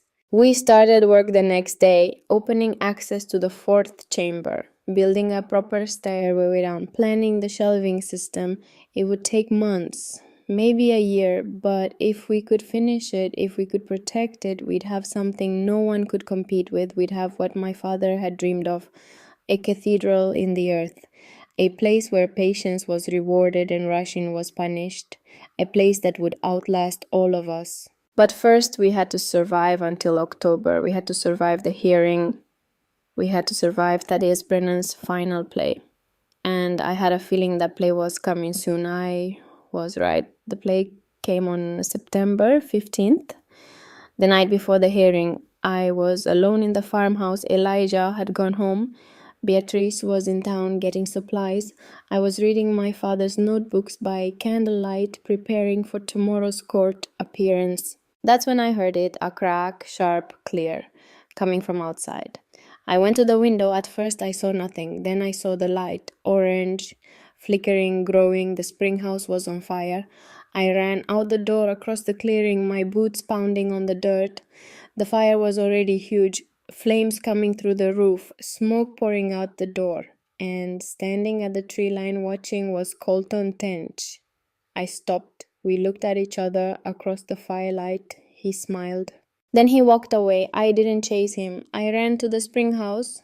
The door was already burning. I couldn't get in the front way, but I could get in through the cave. I ran to the back of the spring house, to the small secondary entrance my father had built for emergencies. I pulled open the hidden door and climbed down into the passage. Smoke was already filling the upper levels. I pulled my shirt over my mouth and kept going. I made it to the first chamber. The smoke was thicker here. The heat from above was radiating through the stone, but the chambers themselves were intact. The cheese was safe. The structure was holding. But Beatrice was down here. I'd forgotten. She'd come back early and gone down to check on the cheese while I was reading.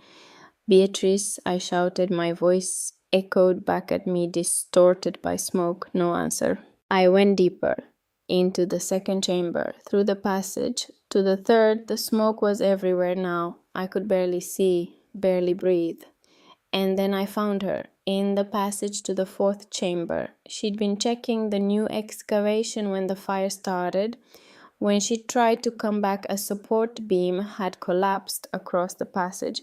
She was trapped on the wrong side, unconscious from smoke. I grabbed the beam, tried to lift it. It was too heavy, too much weight. My lungs were burning, my eyes streaming. I tried again, got it up a few inches, enough to drag Beatrice through. She was breathing, but barely. I got her over my shoulder. She was heavier than she looked, and I carried her back through the passages, through the second chamber, through the first, up the stone stairs to the secondary entrance. We emerged into cold night air. The spring house was fully engulfed now, flames reaching 30 feet high. The roof collapsed as I watched, sending up a shower of sparks. I laid Beatrice on the ground and checked her breathing. She coughed, opened her eyes, rose. I'm here, don't move. What happened? Brennan happened. She tried to sit up. I helped her. We sat together in the grass and watched the spring house burn. Everything we'd built, all the work, all the patience, going up in flames. And tomorrow was the hearing. Tomorrow we had to stand in front of Judge Bennett and prove we deserved to keep this land. Tomorrow we had to win, or we lost everything. The spring house burned until dawn. By the time the sun came up, there was nothing left but stone walls and ash. The wooden roof was gone. The door was gone. The stairs down to the chambers were scorched but intact. I stood in the ruins with Elijah and Beatrice and looked at what we'd lost. 3 months of work, our main entrance. Our storage records, the paper ones anyway, I'd kept them in a box by the door, gone. We need to go to the sheriff, Beatrice said. Her voice was hoarse from smoke. Tench did this. We all know it.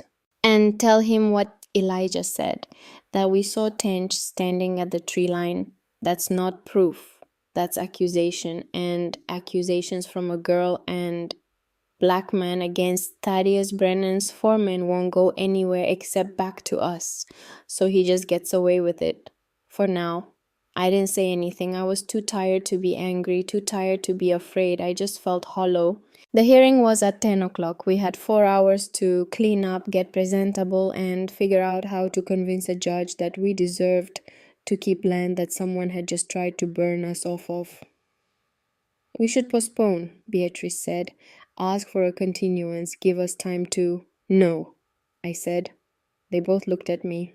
If we postpone, Brennan wins. He's trying to make us look unstable, unreliable, dangerous to do business with. If we don't show up today, if we ask for more time, we're proving him right. Rose, we're not ready. We're never going to be ready, but we have what we need. We have the receipt. We have 15 diaries who'll testify we provide reliable storage. We have my father's notebooks proving he knew what he was doing. I looked at them both, and we have the truth. Elijah was quiet for a moment, then he nodded. Your father would have gone, he said. Then so do we.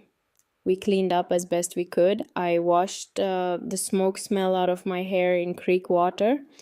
Beatrice lent me a clean dress, gray wool, simple, the kind of thing a serious businesswoman would wear. Elijah put on a suit he'd brought up from his house, dark and pressed the suit he wore to church. We looked respectable, we looked prepared. We didn't look like people who'd spend the night fighting a fire and rescuing each other from a burning building. The courthouse in Willow Bend was the same building where I'd heard my father's will read 6 months ago. Same wooden floors, same high ceilings, same windows that let in too much light and made everyone squint. The courtroom was full, not packed, but full enough that I knew word had spread. People wanted to see this, wanted to see if the Caldwell girl could hold on to her father's land, wanted to see if Thaddeus Brennan would finally get what he'd been after for 40 years. Brennan was already there. Front row, left side, Colton Tench beside him. And a lawyer, front row, Elijah made Beatrice. We had no lawyer, couldn't afford one, we were representing ourselves. Judge Bennett came in at exactly 10 o'clock. He was 70 if he was a day, white-haired and stern-faced, the kind of judge who'd seen everything twice and wasn't impressed by much. He sat down, looked around the courtroom. His eyes stopped on me for a moment, then moved on. We're here today, he said, to hear the matter of Brennan versus Caldwell regarding the disputed ownership of 48 acres on Ashness Ridge in Douglas County. Mr. Brennan has filed a challenge to the validity of the late Silas Caldwell's will, claiming outstanding debt on the property dating to 1885. Miss Caldwell is here to defend her inheritance. Mr. Brennan, your counsel may begin. The lawyer stood. His name was Harrison Webb, and his voice was smooth as oil. Your Honor, this is a simple matter of unpaid debt. In 1885, Silas Caldwell purchased 48 acres from the county land office for the sum of $480.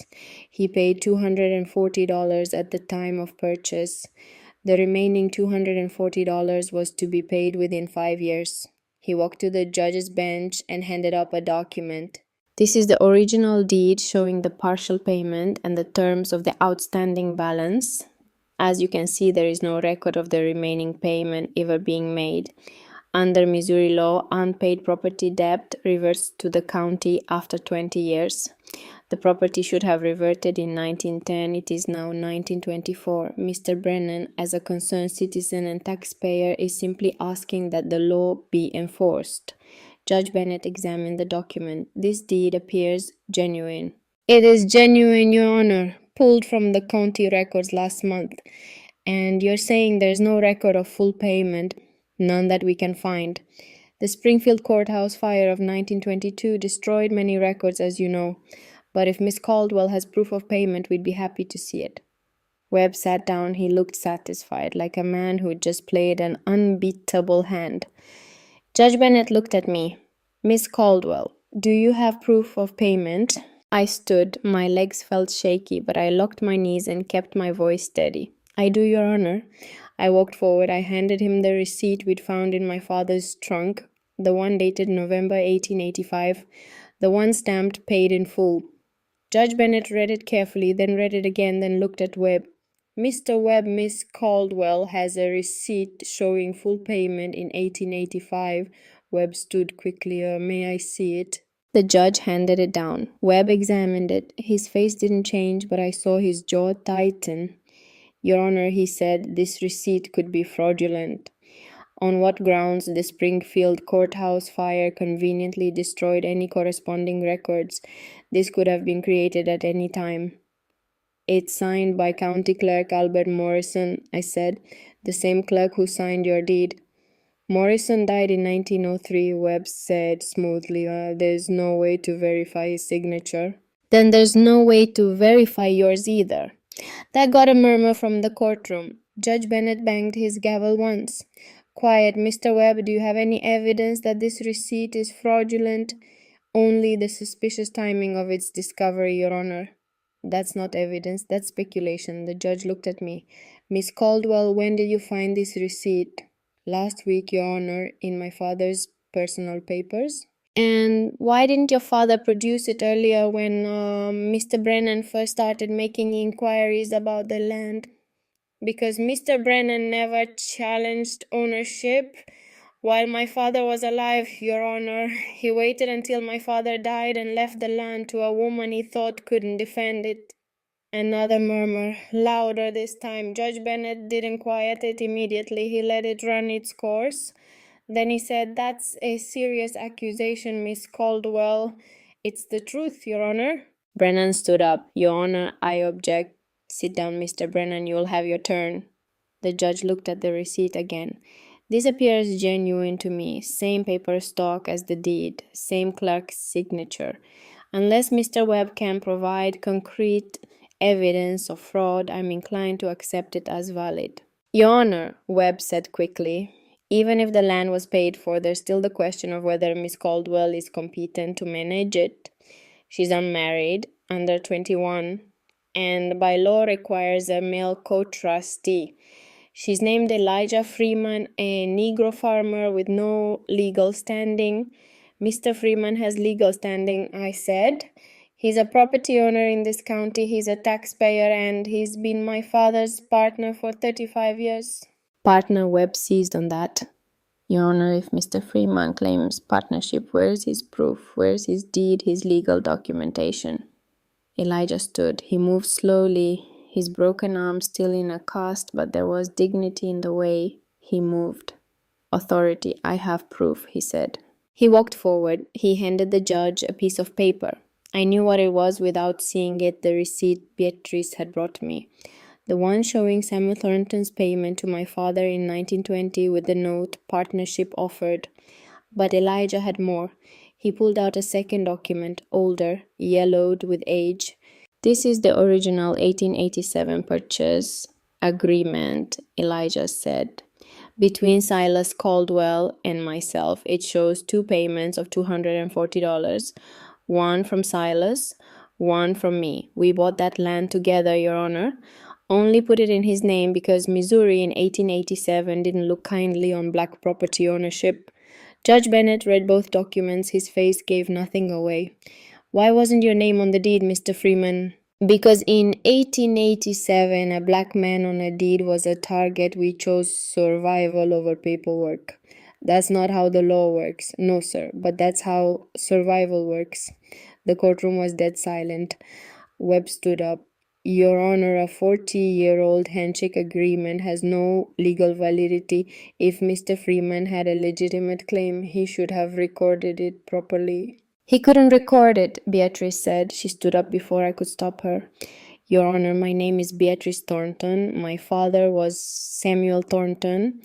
Before he died, he left me a letter explaining the whole arrangement.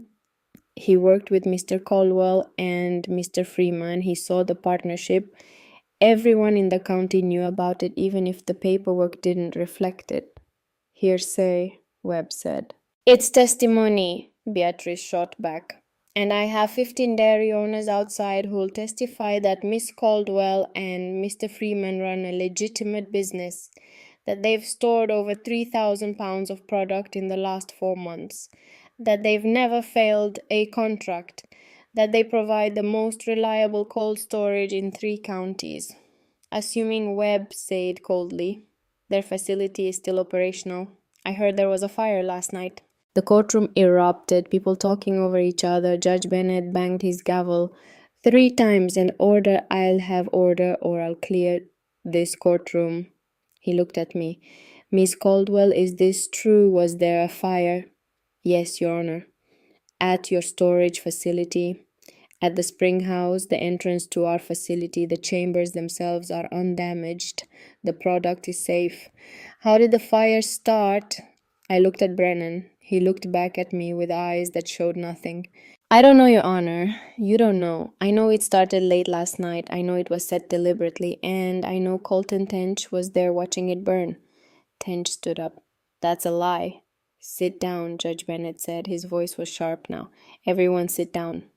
We all sat. The judge looked tired suddenly, tired and old. Let me see if I understand, he said.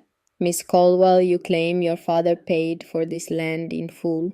You have a receipt to prove it.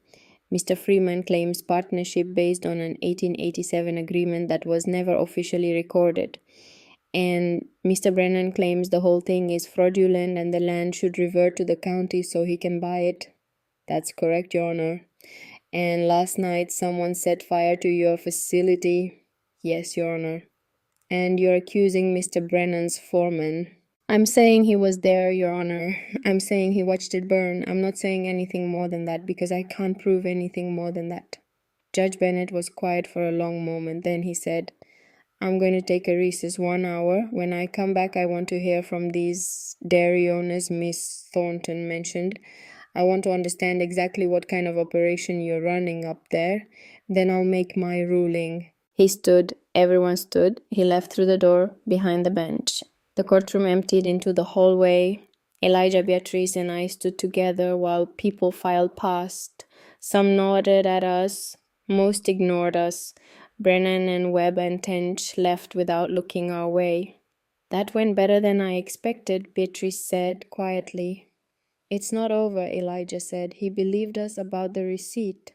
He believed we had a receipt. Doesn't mean he'll rule in our favor. I didn't say anything. I was watching Brennan through the courthouse windows. He was standing on the steps outside, talking to Webb, their heads close together, planning something. The hour passed slowly. We waited in the hallway.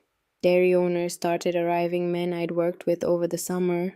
Men whose cheese I'd stored, men who'd paid me and trusted me and gotten their product back in perfect condition.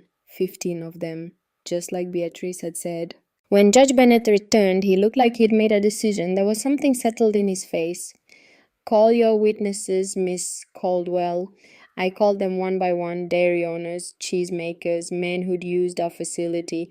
They testified about the quality of our storage, about the reliability of our temperature control, about the fact that we'd never failed a contract, never spoiled a product, never charged unfairly. One of them, a man named Porter who ran a dairy near West Plains, said something that made the courtroom go quiet. Your Honor, I have used commercial ice houses for 20 years. Paid good money for unreliable cold. This summer, when the drought hit and the ice houses failed, I lost $600 in spoiled cheese. Would have lost my business if Miss Caldwell hadn't had space for me. That cave of hers is the only thing that saved me. You're saying her facility is superior to commercial options. I'm saying it's the only option that works when everything else fails. When the last witness finished, Judge Bennett looked at me. Miss Caldwell, I've heard testimony that you run a legitimate business, that you provide valuable service, that you honor your contracts.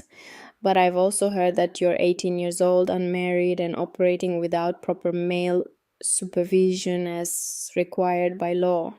Can you explain why I should disregard that law?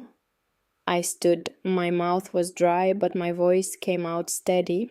Because the law was written to protect women from being taken advantage of, Your Honor, not to prevent them from succeeding. I have Mr. Freeman as my legal co-trustee. He signs every contract, approves every decision. The law is satisfied. Mr. Webb argues that Mr. Freeman's claim to partnership is invalid. Mr. Webb argues a lot of things, Your Honor. But the fact is, my father and Mr. Freeman worked that land together for 35 years, built something together, and whether or not the paperwork reflects it, the truth reflects it, and truth matters more than paperwork. That's a nice sentiment, Miss Caldwell, but courts run on paperwork. Then run on this paperwork. I held up the receipts, the notebooks, the testimony. Run on proof that my father paid for his land. Run on proof that we provide valuable service. Run on proof that someone tried to burn us out last night because they can't compete with us fairly. Judge Bennett's eyes narrowed. You're still accusing Mr. Brennan. I'm accusing no one, Your Honor. I'm just pointing out that if our operation was as worthless as Mr. Brennan claims, no one would bother sabotaging it. That got another murmur from the courtroom. Brennan's face went red. Webb stood up. Your Honor, these accusations are baseless and inflammatory. They're also probably true, Judge Bennett said quietly. The courtroom went silent. The judge looked at Brennan. Mr. Brennan, I've known you for 30 years. Known your family for longer. And I've watched you try to buy that ridge since the day Silas Caldwell outbid you for it in 1885. You've wanted that land for 40 years, and you've never made a secret of it. Your Honor, I'm not finished. Now, I don't have proof you set that fire, don't have proof you sabotaged Miss Caldwell's operation. But I do have proof that you filed this challenge within weeks of Silas Caldwell's death when his daughter was too young and too poor to defend herself properly. That shows me your character, Mr. Brennan. And I don't like what I see. He picked up the receipt I'd given him. This receipt is genuine. I'm satisfied of that. Miss Caldwell's father paid for his land in full. The debt Mr. Webb claims is fiction. As for the partnership between Silas Caldwell and Elijah Freeman, I can't validate an unrecorded 1887 agreement. But I can validate a 1920 agreement. He held up Samuel Thornton's receipt. This document shows Silas Caldwell doing business in partnership, taking payment, offering partnership to others. That establishes the pattern of business operation that included Mr. Freeman, whether the deeds say so or not. Judge Bennett put the papers down. He looked at me. Miss Caldwell, I'm ruling in your favor. You retain full ownership of the 48 acres. Mr. Freeman is recognized as legal co-trustee with 40% equity interest in any business operation on said property. Miss Thornton, as material contributor, is granted 10% partnership interest. The courtroom erupted, people shouting, some cheering, some angry. Judge Bennett banged his gavel. I'm not finished. Mr. Brennan, you're fined $1,000 for filing a frivolous challenge. Mr. Tench, you're fined $500 for suspected sabotage and arson. If another incident occurs on Miss Caldwell's property, I'll revisit this case and the penalties will be severe. He stood. Furthermore, I'm designating the cave system on Ashner's Ridge as a protected geological site. No mining, no excavation beyond what's necessary for cold storage operation. The site is to be preserved. He banged the gavel once more. This case is closed. We walked out of that courthouse into bright October sunshine. Elijah was smiling. Beatrice was crying. I was too stunned to do either. We'd won. We'd actually won. People crowded around us, dairy owners shaking my hand, town folks offering congratulations. Some of them probably didn't mean it, probably wished Brennan had won because that's how small towns work. But some of them did mean it. Some of them had seen something they liked, a girl who wouldn't quit, an old black man who got the recognition he deserved, a dead man's daughter making good on her father's dream. Brennan pushed past without speaking. Tench followed. Webb was already gone. I watched them go, watched Brennan climb into his truck and drive away. And I knew it wasn't over. Not really. The judge had ruled in our favor, but he couldn't change how men like Brennan thought, couldn't change the fact that we'd beaten him and he'd remember that. But for today, we'd won, and that was enough. We rode back up to the ridge in the wagon Elijah had borrowed. The three of us plus supplies we'd bought in town, new lumber, new tools, new locks for the doors. We were going to rebuild, better this time, stronger. When we reached the top, I stood in the clearing and looked around at the burned spring house, at the farmhouse that still needed repairs, at the ridge stretching east and west, broken and beautiful, hiding its secret in the dark below. Beatrice came to stand beside me. What are you thinking about? I'm thinking about what comes next. Building forward. Over the next 3 months, we did exactly that. We rebuilt the spring house with stone and steel, made it fireproof, made it strong enough to last 100 years. We finished the stairway down to the 4th chamber, built shelving for 1,000 pounds of storage, installed proper ventilation and temperature monitoring. By January, we had 50 clients.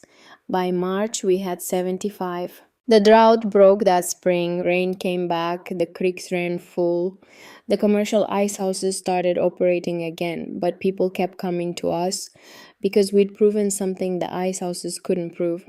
We'd proven we were reliable, we'd proven we worked when everything else failed, and more than that, we'd proven we could be trusted. Elijah's arm healed.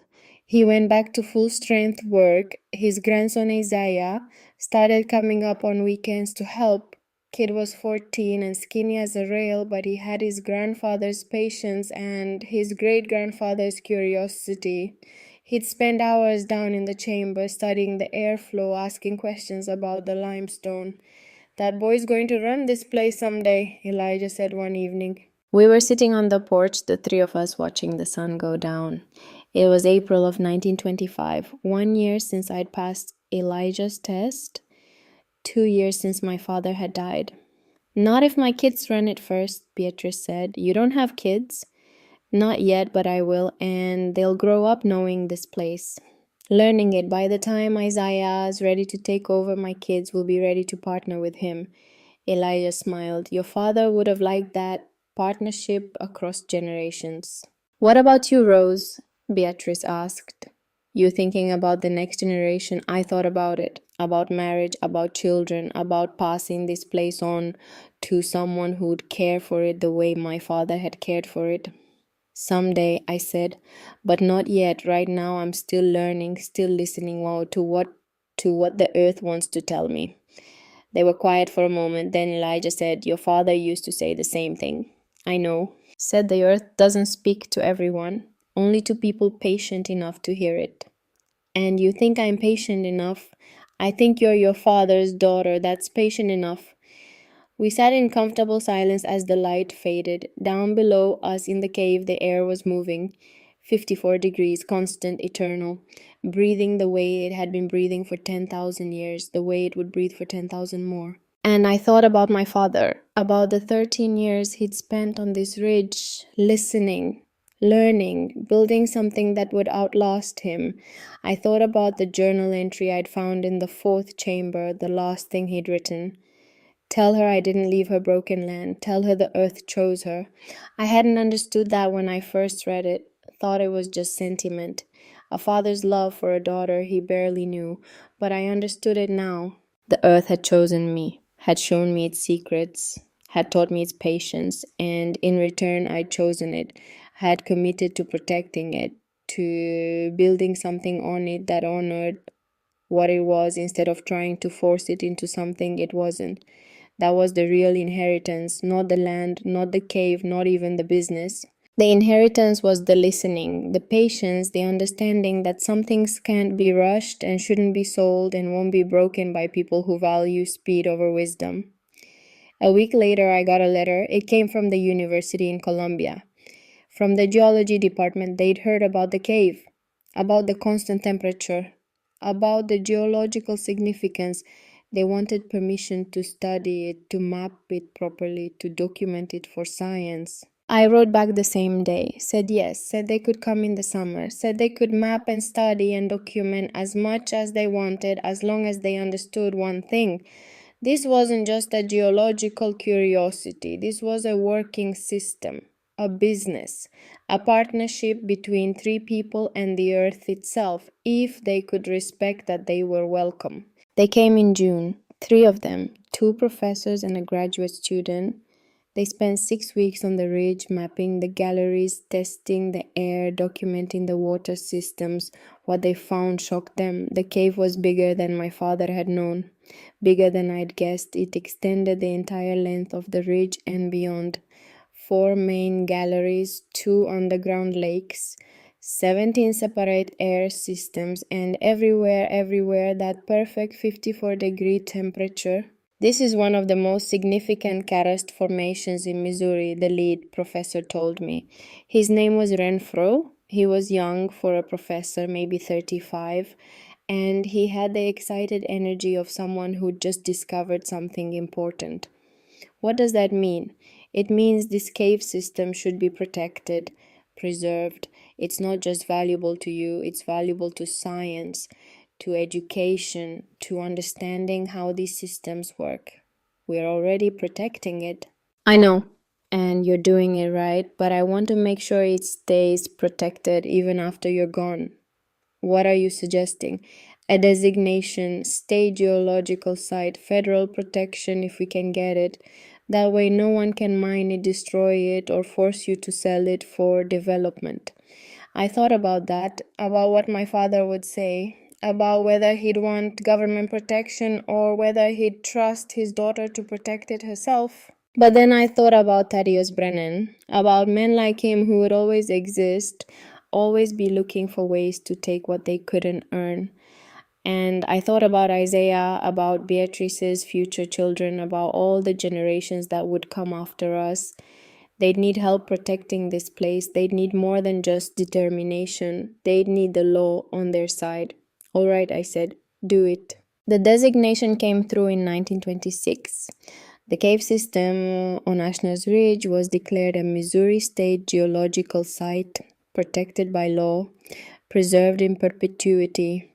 The business kept growing. By 1927, we were storing for 112 clients. We'd built out 2 more chambers, employed 23 people, made enough money to pay off every debt, repair every building, and still have enough left over to expand. I married in 1929.